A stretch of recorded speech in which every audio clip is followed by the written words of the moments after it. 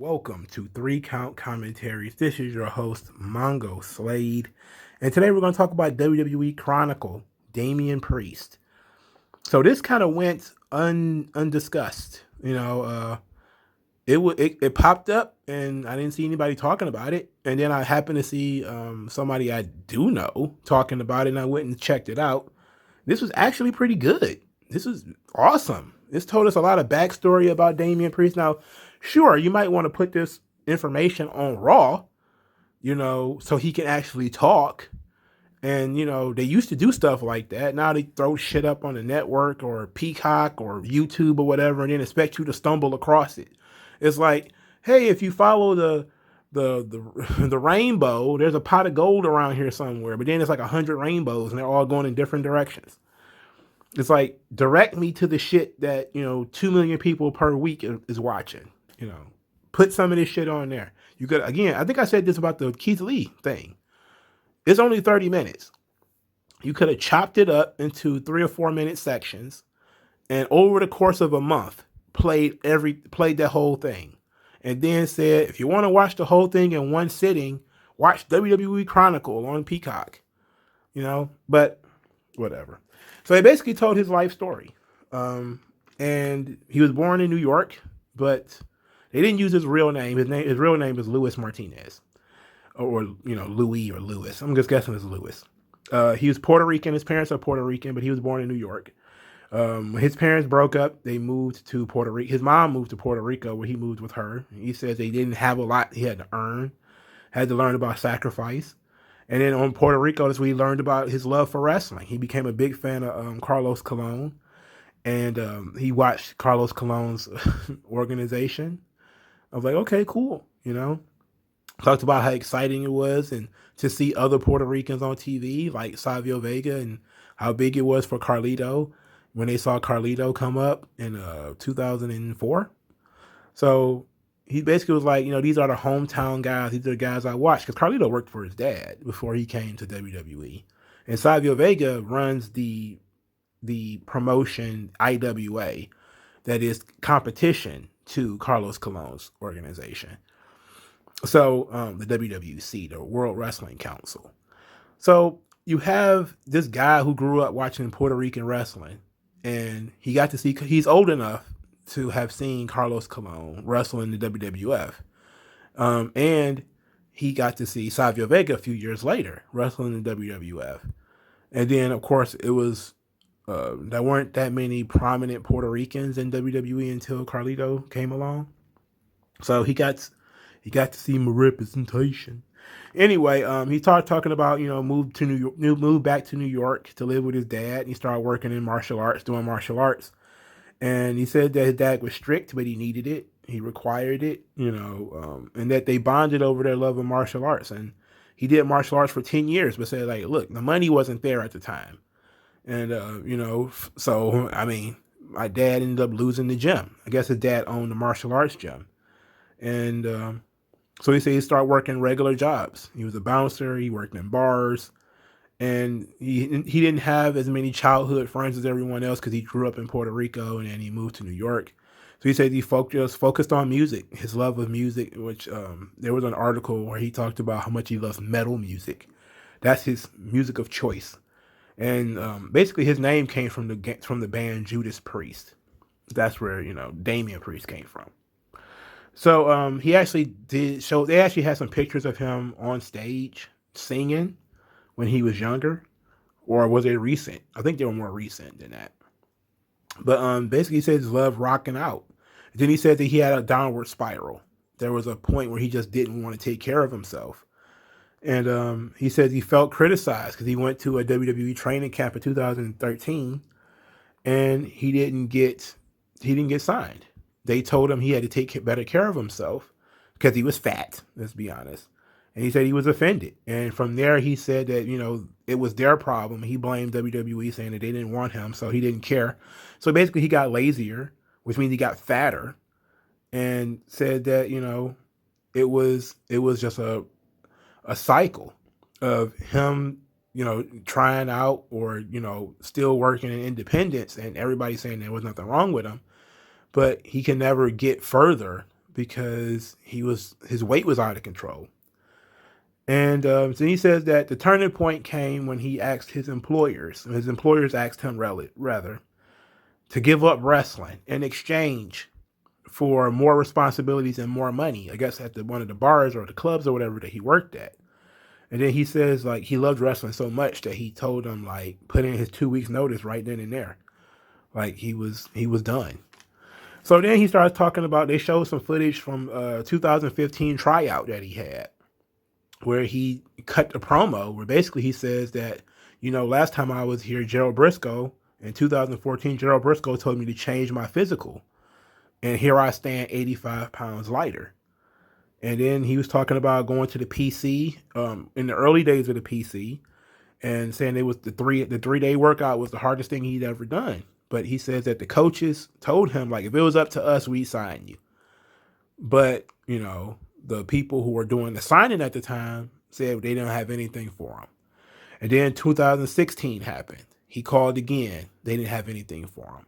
2017, he called again. They didn't have anything for him. So he says that he pretty much figured that, they weren't interested. He wasn't going to keep calling. And he said 2018, they called him. And that's a tremendous story, man. And that's how a lot of people in WWE say it. Like, when you call WWE, they're not interested. It's only when they call you that they're really interested in signing you. I think that the Dudley Boys said that too. Like, you get more money if they call you than if you call them. You get a better spot and you get more money if they call you.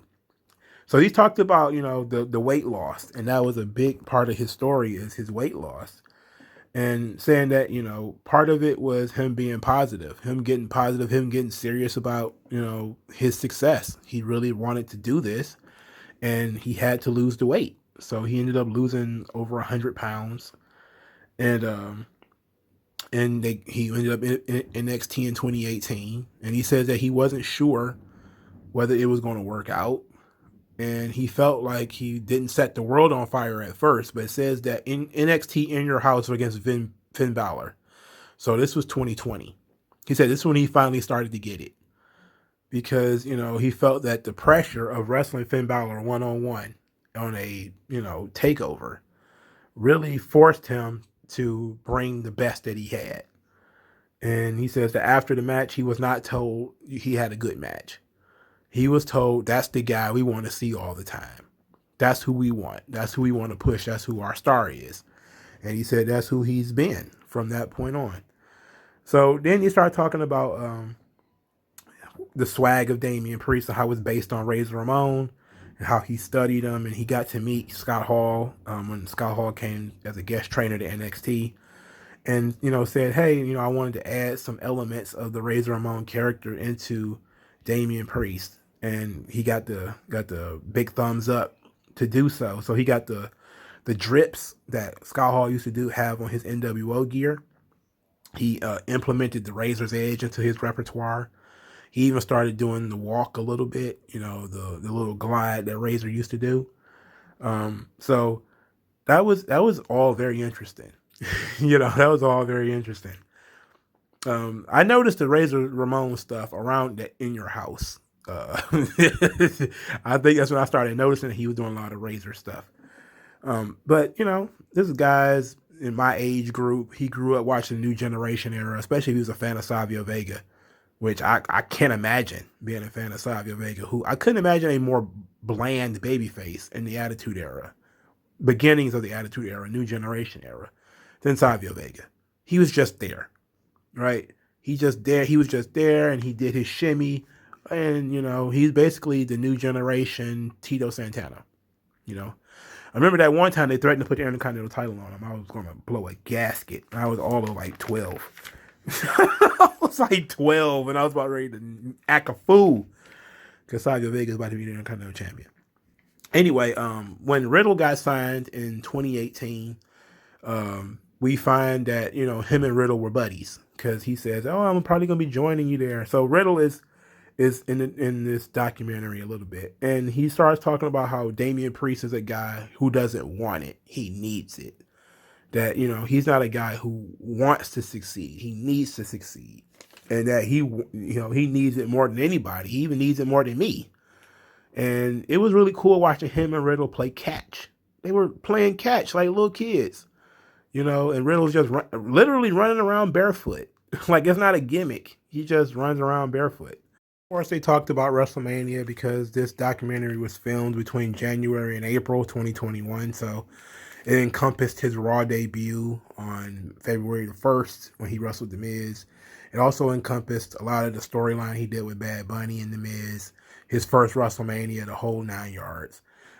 I was surprised to see that his meet and greets, he had 50 meet and greets, which I thought was pretty interesting for a guy who was barely on the roster at the time. For him to have 50 meet and greets was actually not too bad.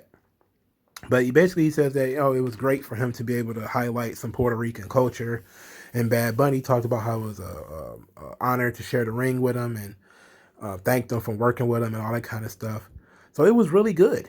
It was really interesting. Now, in the Revolver magazine article that accompanied this whole ordeal, he talked a lot about his love for metal music, which I could take it or leave it. I like Metallica as much as the next person, but I'm not in that genre. That's not my genre of music.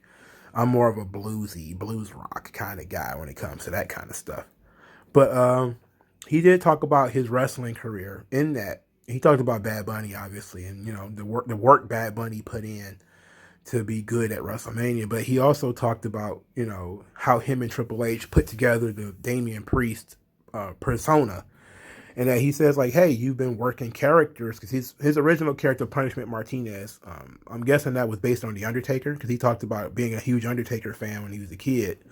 And a lot of the pictures they show of him just being fat, he looked a lot like he was trying to do an Undertaker-like gimmick.